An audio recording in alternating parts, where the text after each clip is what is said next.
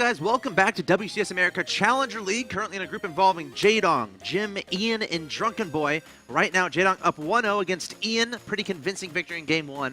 Can Ian turn around and win 2 in a row? Kind of needs to. It's going to be super tough. I mean, Jaedong's ZvZ looks spectacular. He played that first game in such a manner that to beat him, you would have to just outplay him as far as micro and multitasking and macro went, because he didn't take any risks. Yeah. And he played an aggressive style, which meant his opponent couldn't take any risks either. Ian tried to take that risk, skipping and baiting nest, and Jaedong made him pay. Yeah, so, you know, based on that info, does Ian change things up a little bit? Because I feel like, obviously, Jaedong made a little bit of investment, right, into Lings and Banelings early on. Not a crazy investment, not an all-in by any means, but it's one of those things, if Ian plays a little bit more defensively, and he has like 2 Banelings back home, he might enter the mid game with a little bit of advantage because he's not making as many Lings potentially. That's right. I mean, if you defend well, you can sometimes come up with like a 3 or 4 drone advantage. Of course, Jaedong might drone behind it, and it kind of goes relatively even from there. Right. And Jaedong's a player. I don't think he's too worried about being down by 3 drones for the 20 seconds it takes until he can catch up. And for him, he's willing to just get his opponent's face, control the tempo, get perfect sound information in order to make that sacrifice. All right, here we are in game number 2 on the snowy, the cold Neo Planet S in the top right-hand location. I present your Red Zerg player from Team Yo Ironman, hailing from Taiwan. Needs to win 2 in a row here to advance to the winner's match of this group. He is Ian. Of course, Ian qualified for Challenger League through the qualifier, and then defeated Minigun 2-1, fell to Major 0-2 to get to this point. His opponent in the bottom left-hand location, representing Team Evil Geniuses. He's 1 win away from advancing to the winner's match to play against Jim. He is Jaedong. So far in this group, the favorites showing why they're favorites. Jim with a dominant performance, 2-0 over Drunken Boy, and Jaedong looking fully in control of that last game against Ian. But we're seeing a little bit of divergence here. Ian going for it was a 14 pool, no, 15 pool, excuse me. It was a 15 pool, which is, I mean, he's just gonna go hatchery after it most likely. There's gonna be a pretty standard build. And one of the questions with this earlier pool is the couple things you can do with it. Now, you can go straight for the spawning pool, and then when it finishes, don't even make Zerglings, just make drones, and then you're at basically an even situation against the hatchery first build. Or you could try to get some early units, you know, and do something funny there. But Jaedong, you know, with his Overlord, he'd see that. And so I think it's much more likely we'll see Ian just focus on drone production from that spawning pool. He only's getting it early for the faster queen, and also if his opponent did like a 6 pool, obviously it's nice to have those units ready. Getting a gas faster than his opponent, so might have a minor advantage as far as how fast speed can get out for those Lings, and of course how fast Banelings can get out. Something we'll keep an eye on. Not going to be a dramatic advantage. Only about 20 gas ahead, so not gonna be a huge deal. But again, fairly standard openings from both of these 2 guys. Both of them on gonna be pretty much exactly even worker count. Of course, the hatchery first, you have a little bit more workers very early on because your opponent is saving us some money to get that queen very fast. But then the spawning pool player catches up very quickly because then the hatchery guy has to save up 3 minerals to get both their queens when those hatcheries complete. So overall, it's very even. You can see it's reflecting in supplies as well. Jaedong ahead slightly, again, just because the speed investment was a little bit faster for Ian. Of course, and now we're going to be looking out for the speed of the Baneling nest, whether or not the Baneling nest happens, and of course, a potential spine crawler. So let's really keep a close eye on where these guys are going to spend their gas. Obviously, the first 100 going to go towards speed. It's very important you get that right away. Didn't actually mine 100 gas. He mined 88, and then he stopped mining, which is really interesting. I think that maybe that's a reaction to seeing how the openings went and saying, you know what? Are you suggesting that was on purpose? I mean, Jaedong's not a guy who would. No, yeah, that's a great not point. Get yeah, speed you're like right. That. I think it is. I think he's thinking, you know what? If I just want to macro up, I can have a little bit of a later speed tech. It could be what he's thinking. This is very late though. Wait, did he just select the spawning pool? It looks like he did. So. I mean, just having 88 gas right now. Yeah, it's kind of funny. I'm not exactly sure what he's up to. He's prioritizing drones for sure, and he's going to get a little bit of a drone lead, I believe, doing this style.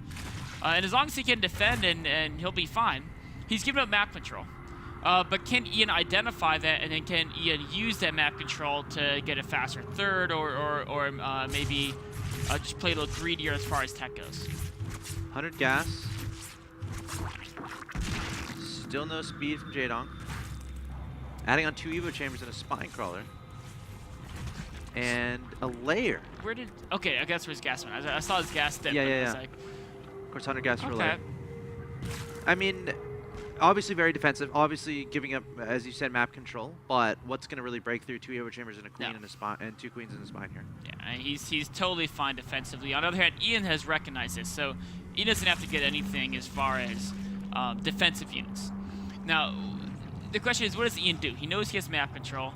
Does he go for a third, or in fact, 14 more Zerglings from him by Ian? This could be he wants to get enough units so he can make sure Jaedong can't take a third very early. He also is not taking Lair, so Jaedong's going to have both an upgrade advantage as far as the roaches go, and faster roach speed. Speedling's coming out here for Ian. Now, he's going to have to really make these lings worth it here, I feel. Because, again, Jaedong is cutting a few corners. You know, skipping speed. He's getting +1 missile and +1 carapace already. Layer is done. I feel like right when that Roachborn finishes, it's going to be roach speed. I don't see what else you would get the layer for at this point, especially when you're investing in a +1 missile. So once all this stuff finishes, I don't know what stops a 1-1 roach speed, roach timing. I mean, the only thing Ian's going to have going for him is, of course, that Defender's advantage is huge in Roach Mirror, as far as just the rally difference is going to be big. So he might not lose outright, but it is, you know, like you mentioned, Jaedong's cutting corners, but he wasn't sacrificing safety. You know, with the Evo wall and all the queens he has plenty of transfusions.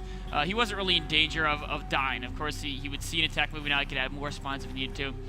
What he was giving up to cut these corners was map control, but Ian didn't utilize the map control yet. You know, he didn't try to take a fast third base. He didn't try to tech up and upgrade very greedily.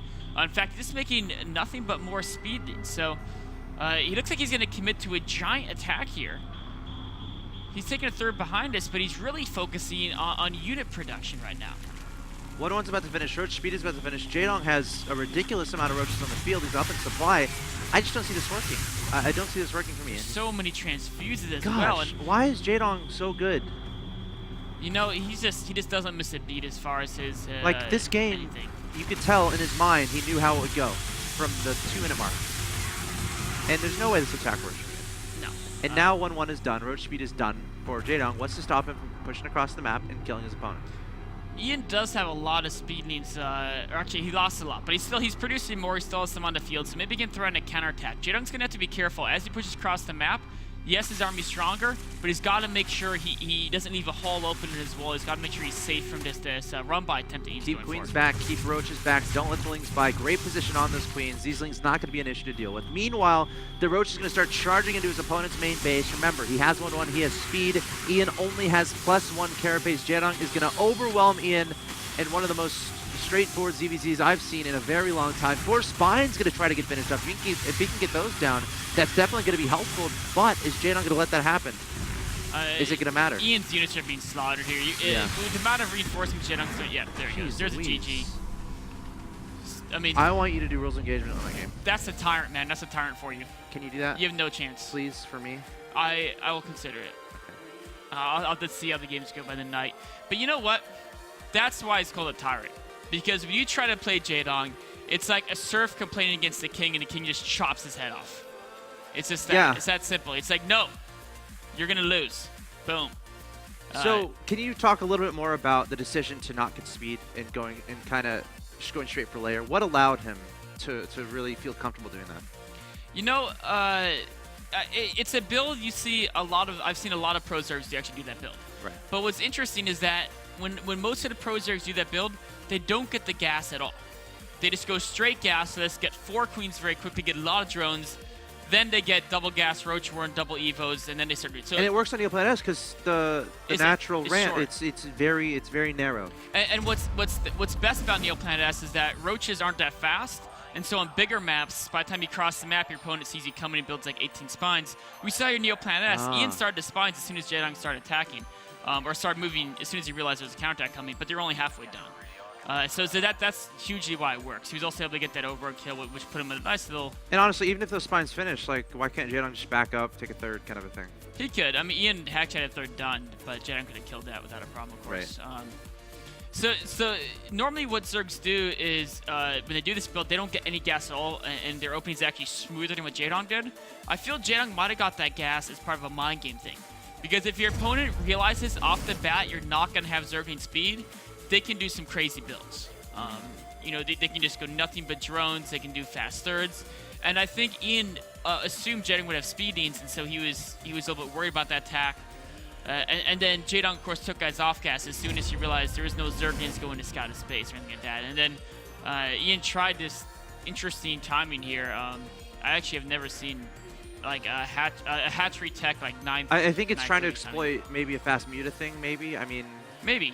Normally you would, I mean, if you're going to commit this much to attack and not tech... Banelings kind of a thing? Yeah, I think it would be something where most Zergs get a baiting nest and morph like a huge amount of baitings with that as well. Wow.